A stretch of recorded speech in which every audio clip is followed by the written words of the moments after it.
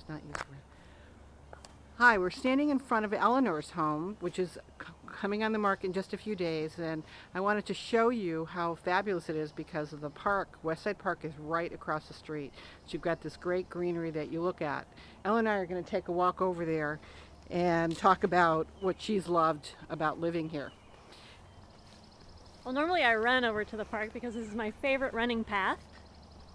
It's actually a really popular trail in the area. It's called the Bridle Crest Trail, and it connects Kirkland Bridle Trail State Park with Marymoor Park, which is of course one of the biggest regional parks in the United States, and which has one of the biggest dog parks in the country. I love that dog park. Oh, the dog park's great. I don't actually have a dog because I'm never home, but I do, and I can vouch for it, that it's just a fun place for people and their dogs to congregate. oh, and there's the playground up there where I go shoot hoops sometimes, and there's a little softball diamond where people play softball occasionally. And all this green lawn that you're across from. Yes, and lots of trees under which I put a blanket and lie in the summer. But this trail is the most special thing about my house. It was one of the selling features for me.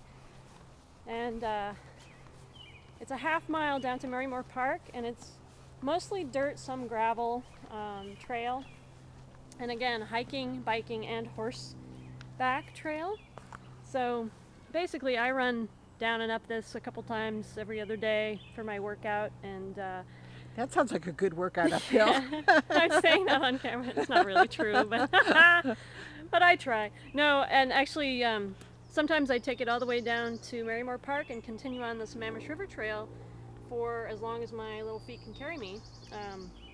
And occasionally some friends and I have biked up to the Red Hook Brewery and stopped and had our beverages and nibbles and then come back. That sounds like a lot of fun. It's a lot of fun. And this neighborhood is just beautiful. Lots of greenery, lots of trees and light, which I think is rare, having a house that has a lot of trees around it with a lot of light as well. Well, what I'm doing right now is focusing on the trees. These trees are the trees that are just to the side of your home, and you almost can't even see your house because it is surrounded by trees, but not so much that it blocks the light out. Right. You still have a lot of great light. Right. Well, let's walk back, and I want to just take a shot going down the street so people can see what the neighborhood looks like. This home is actually the first one as you enter the neighborhood on the left side, and what that means is basically that there's a fence on the one side which allows there to be a fenced side yard, which is perfect for a dog. The people before me had a dog. But it just also puts it in the position on the hill so that it has an exceptional view from both levels. So from the guest room, from the master bedroom on the lower level, you have mountain and territorial views. You can see the lights of Redmond at night from literally bed if you have the windows or the shades open. And then of course the deck on the upper level is just wonderful for parties. I think there were like 60 people at my housewarming party, and it was And I wasn't invited because I didn't know her then.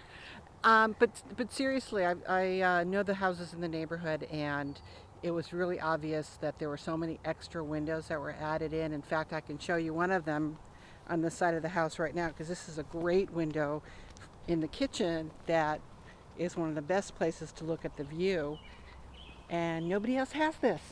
Yeah, the couple who owned it before me, he was a real craftsman, and she was very much into craftsman type architecture. So they added 6 or 7 different windows around the house, which really bring in the light from the southeast, which of course is a lot of light. So it's a really nice feature having the bay window in the kitchen, because you catch the sunrise, which is gorgeous over the Cascades in the winter and the summer. But also, I didn't bank on this, you actually get the moonrise as well, which is kind of cool when you have these different feature moons like the harvest moon, and in the fall there are lots of very cool moon features. And of course you can tell when it's full moon, and it's just absolutely gorgeous to sit on the deck at night and have the moon rising. So